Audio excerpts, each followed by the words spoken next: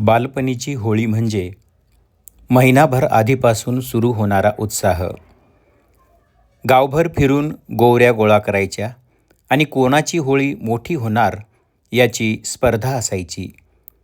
रात्री होळी पेटली की त्या ज्वालेत फक्त गोवऱ्या नाही, लाकूड नाही, तर सगळ्या आठवणी उजळून निघायच्या. दुसऱ्या दिवशी धुळवड. ना महागडे रंग, ना मोठ्या पार्टी, फक्त मातीचा रंग आणि मनभर आनंद. आज होळी आहे, पण ती बालपणाची धमाल कुठेतरी हरवून गेली आहे. होळीचा सण दरवर्षी येतो, पण बालपणाची होळी फक्त आठवणीतच पेटत राहते. बालपणाची होळी आयुष्यभर ऊब देणारी.